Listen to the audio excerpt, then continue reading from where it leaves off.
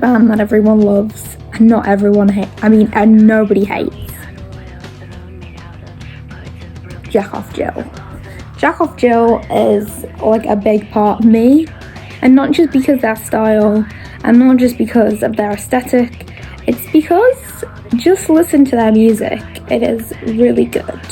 So this is going to be kind of like a Jack Off Jill appreciation post, really, because I just cannot express any emotions on how much I absolutely love this band.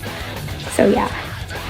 So Jack Off Jill is a American band, and I'm saying that because I can't pinpoint a genre, because I know that people are sort of saying that the genre is kind of mixed. Because on one hand you could say it's kind of alternative rock, on one hand you could say it's Riot Girl, on the other hand the Jack Off Jill have coined the term Riot Goth, which is a mix of gothic rock and Riot Girl, and I'm gonna actually call them Riot Goth because that's what they are. Jack Off Jill are not a massive band, but they are bigger than some of the other bands that I like in terms of popularity. So they were not so popular in their time, however currently now they are really popular due to TikTok. And if I have anyone in my comments being like, because you discovered Jack Off Jill off TikTok, you're like a fake fan.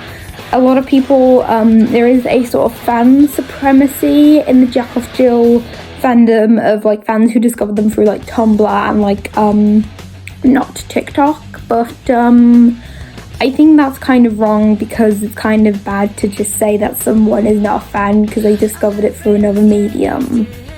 So yeah, but Jack Off Jill is this just amazing band, and a lot of their songs personally like resonate with me really well, because Jack Off Jill is kind of like angry teenage girl band. They're in kind of the same medium as like Holland Babes and Toyland on that like terms, that they're just pure anger from like Jessica, but like she gets like more adult with the later albums, because I can see a difference from say like Sexless Demons and Scars being more teenager, and you know Clear Hearts and Grey Flowers being a little bit more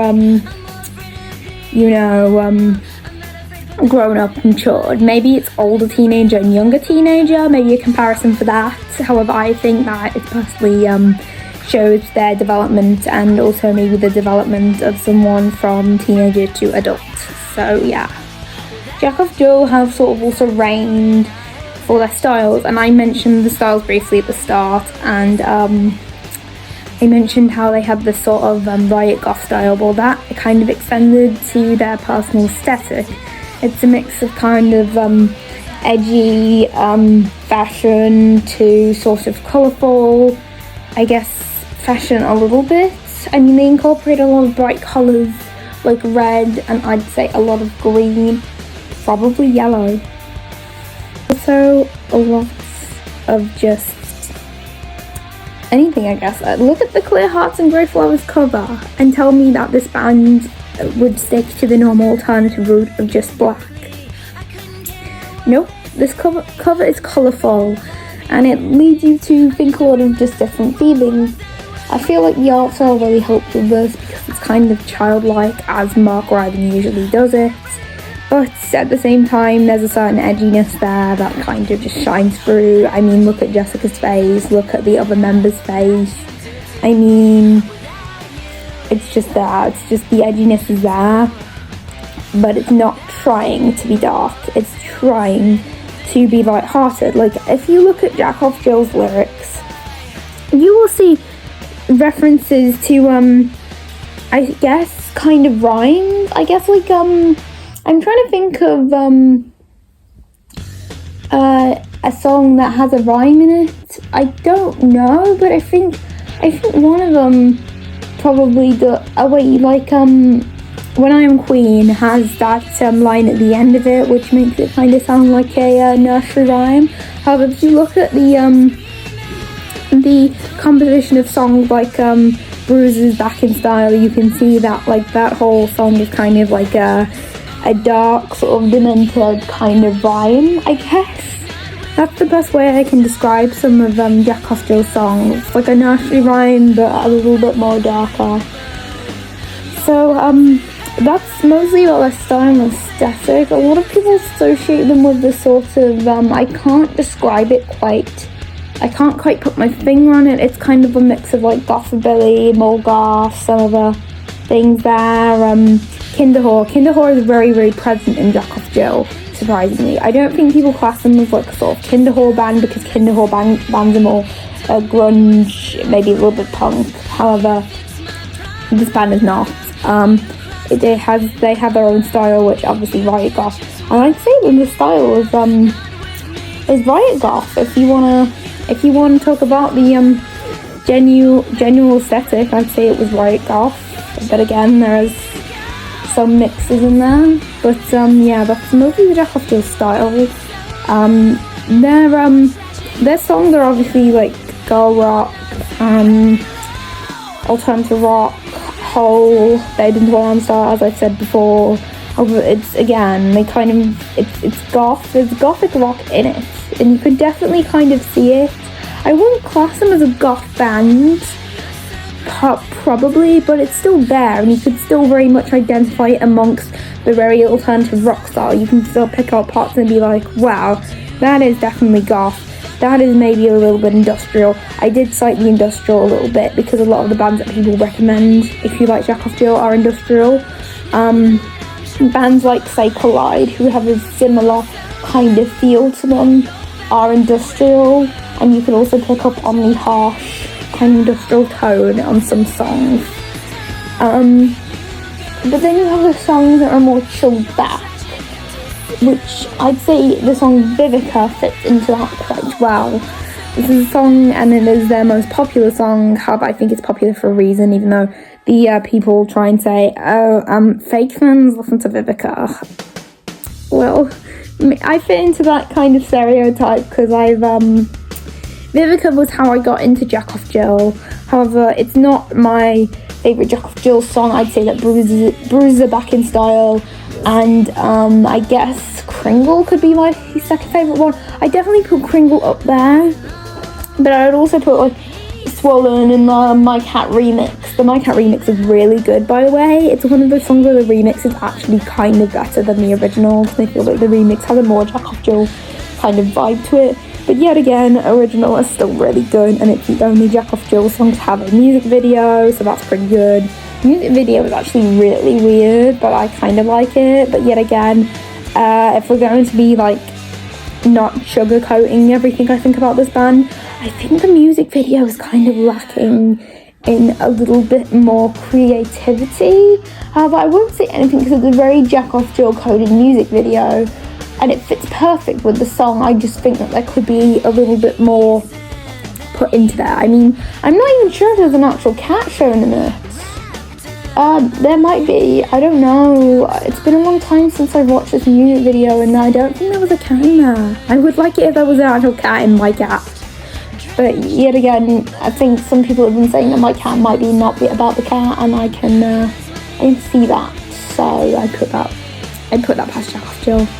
I don't really know what else to say apart from, well, the lovely singer herself, Jessica, has been a massive style inspiration to me because she doesn't try to follow a particular style. She just wears whatever the hell she likes, and I like that. She's just edgy in her style, and she doesn't try and stick to a particular style. She's just everything. But I did see the theme of red in her outfits. I mean, in this picture, she's wearing a red cardigan. So, and in one of the live performances, I'm pretty sure she's wearing a red dress, so it might be kind of orangey. No, I think it's red, but it kind of appears orangey because all their most of their live videos are like blurry, because the old ones are blurry. The new ones you can see perfectly, but like Jack Off Jill hasn't played for absolute ages. I think the last time they played was like 2015, 2013. Correct me on that, but I believe that they did do some shows here in the UK. Obviously none of them were done in my city because it's not very popular for my bands to play in my city for some reason, but you know, I saw a few videos and it was really cool. She's wearing a kind of, she's wearing like black, no, she's not wearing black, I don't know, no, she's not wearing black, sorry, she's wearing like a white kind of wedding dress style dress with a bunch of blood dripped over her, which I think really fits her, and it kind of reminded me of like that image of that prom queen soaked in kind of blood, and also kind of a zombie bride a little bit, and I think that fits her. But we get a lot of rage from this image as well, because like, you know, I mean, anything that Jessica wears, you can just sense the rage. The rage radiates her out of her like sound waves. I feel like a lot, like just Jessica does it. Jessica radiates these waves of her anytime she's around. I'd say the band has played a lot of like sort of influence in my life apart from styles. I really used to use songs as kind of an outlet for my sadness and my feelings against a lot of people. I was heavily bullied back in high school, so a lot of the songs resonate with me, and the fact that they're very, very rageful and very, very against one person. I think the song Spit and Rape really does this really well, because it's kind of aimed towards a person who's really, really horrible. But a lot of the songs are self-pitying. I did notice that theme. A lot of songs do self-pity in some ways, which I think is fitting as well.